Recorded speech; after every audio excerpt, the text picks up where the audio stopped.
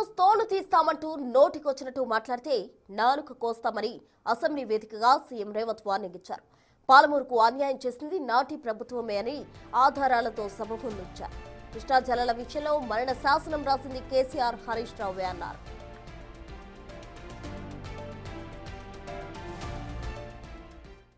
Andhra Pradesh and Telangana agreed for ad hoc water sharing arrangements in the ratio of 299:512.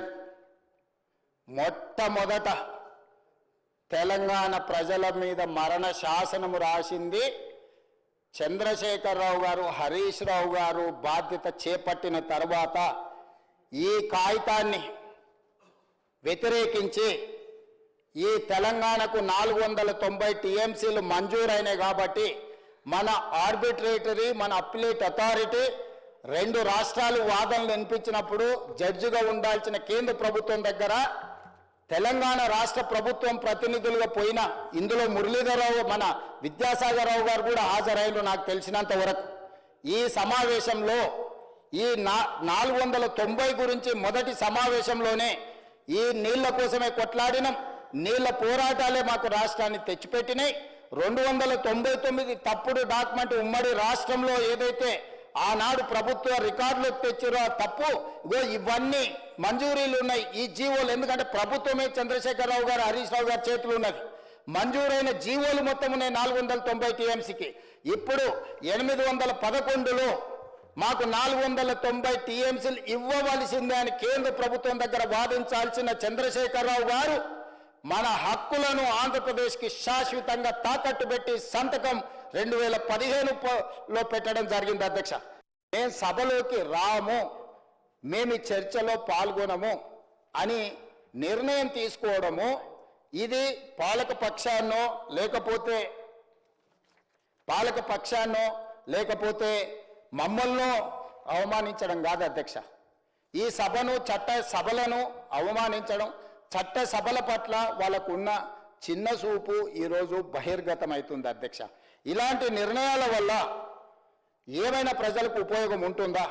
అదేవిధంగా పత్రికా సమావేశాలలో వాళ్ళే మాట్లాడినారు అధ్యక్ష. నేను కొన్ని అంశాలను ఇష్టం లేకపోయినా ఇక్కడ ప్రస్తావించదలుచుకున్నా. మీరు సభ పెట్టండి, మీ బట్టలు ఊడదీస్తామని మాట్లాడినారు అధ్యక్ష బహిరంగంగా. ఆ తర్వాత చంద్రశేఖరరావు గారు మీ తోలు తీస్తామని కూడా మాట్లాడడం జరిగింది అధ్యక్ష. అందుకే నేను అడుగుతున్నా అధ్యక్ష, బట్టలు ఊడదీసేవాళ్ళు, తోలు తీసేవాళ్ళు చర్చలో పాల్గొంటే తెలంగాణ ప్రజలు నిర్ణయించుకునేవాళ్ళు. ఎవరు బట్టలని తెలంగాణ ప్రజలు ఊడదీస్తారో, ఎవరు తోలు ఎవరు తీస్తారో 4 కోట్ల తెలంగాణ ప్రజలు ఈరోజు వాస్తవ పరిస్థితులను ఈరోజు చర్చకు జరిగేది ఉండేది అధ్యక్ష. ఇప్పుడు ప్రధానమైన వివాదం అంతా ఎక్కడ జరుగుతుంది అధ్యక్ష? పాలమూరు రంగారెడ్డి ఎత్తిపోతల గురించి జరుగుతుంది అధ్యక్ష. ఇప్పుడు ఆ ప్రాజెక్టు అనుమతుల గురించే కదా అధ్యక్ష. ఈ ప్రాజెక్టు ఎట్లా మంజూరు అయిందో కూడా సమాజానికి మనం చెప్పాలి కదా అధ్యక్ష. ఇది ఏమన్నా చంద్రశేఖరరావు మంజూరు చేసిండు అనుకుంటున్నారు అధ్యక్ష? చంద్రశేఖరరావు గారికి పాలమూరు రంగారెడ్డి ఎత్తిపోతలతో ఈ సమంతైనా సంబంధం ఉందని ఎవరైనా అనుకుంటే అది భ్రమనే. మొట్టమొదట ఈ లెటర్ మహబూబ్ నగర్ జిల్లాకు, రంగారెడ్డి జిల్లాకు పాలమూరు ఎత్తిపోతల పథకాన్ని కట్టమని మొట్టమొదట లేఖ పెట్టింది విఠలరావు గారు అధ్యక్ష. మాజీ పార్లమెంట్ సభ్యులు దేవరకొండ విఠలరావు గారు మొట్టమొదట 2009లో డాక్టర్ వైఎస్ రాజశేఖర రెడ్డి గారికి లెటర్ రాసిండు అధ్యక్ష. ఏం రాసిండు అధ్యక్ష? జలయజ్ఞం సబ్జెక్ట్లో development of irrigation potential in Mahabubnagar district to arrest migration of Palamuru is taking up of Palamuru left irrigation scheme requesting regarding.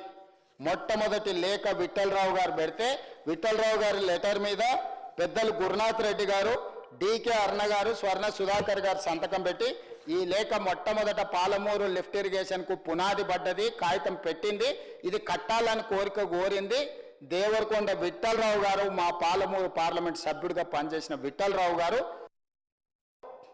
Jurala నుంచి మార్చమని ఎవ్వరు చెప్పలే అధ్యక్ష.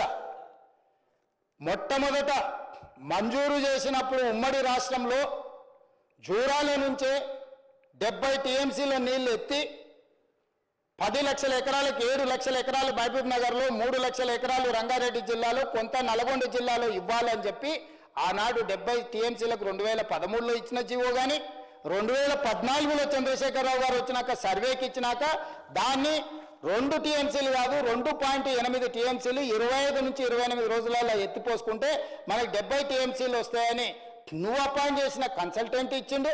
ఆ తర్వాత రిటైర్డ్ ఇంజనీర్లు ఎవరైతే మొట్టమొదటి రిటైర్డ్ ఇంజనీర్లు ఇక్కడ కట్టాలని ప్రతిపాదన ఇచ్చిండ్రో వాళ్ళందరూ 14 మంది కూర్చొని పదే చర్చించి అధికారులందరూ కలిసి ఇట్లా కట్టండి అని చెబితే దాన్ని అట్లా కట్టకుండా చంద్రశేఖరరావు గారు సింపుల్గా దీన్ని శ్రీశైలం మార్చండి అధ్యక్ష. సుందిళ్లలో 9 టీఎంసీల నీటి లభ్యత ఉన్న బ్యారేజ్ దగ్గర నుంచి 195 టీఎంసీలు ఎత్తి శ్రీపాద ఎల్లంపల్లిలో పోయడానికి అక్కడ 2 టీఎంసీలకు మంజూరు అయి ఉంటే 2 టీఎంసీలను కాస్త 3 టీఎంసీల కింద మార్చి పంపులు లిఫ్టులు పెంచి తుమ్మిడియేటి నుంచి మేడిగడ్డకు మార్చి ఊరు మార్చి డాక్టర్ బాబాసాహెబ్ అంబేద్కర్ సుజల స్రవంతి ఉంటే పేరు మార్చి కాళేశ్వరం 38,500 కోట్లు ఉంటే 1,50,000 కోట్లకు అంచనాలు పెంచి మేడిగడ్డ అన్నారం సుందిళ్ళ పేరు మీద పంపులు లిఫ్టులు పెట్టి ఈ 3 పంపుల లిఫ్టులలో 1 ఎకరా ఆయకట్టు లేదు అధ్యక్ష. నీళ్ళ కేటాయింపులు ఎవరు చేయాలంటే ట్రిబ్యునల్ చేయాలి అధ్యక్ష. ఇవాళ ఆ ట్రిబ్యునల్ 2004లో 2వ ట్రిబ్యునల్ ఏదైతుందో బ్రిజేష్ కుమార్ ట్రిబ్యునల్ని 2004లో అపాయింట్ చేస్తే ఈరోజు 2026 వచ్చింది అధ్యక్ష. 21 సంవత్సరాలైనా ట్రిబ్యునల్ ఏ రాష్ట్రానికి ఎన్ని నీళ్ళని ఇవ్వాలనో ఏ రాష్ట్రం ఎన్ని నీళ్లు వాడుకోవాలనో ఏ రకంగా నీటి పంపకాలు జరగాలనో తేల్చలేదు అని అంటే 21 సంవత్సరాలు నడిచిన కేసులు రాబోయే 20 సంవత్సరాలు నడవదని గ్యారెంటీ ఎవరని చెప్పగలరా అధ్యక్ష?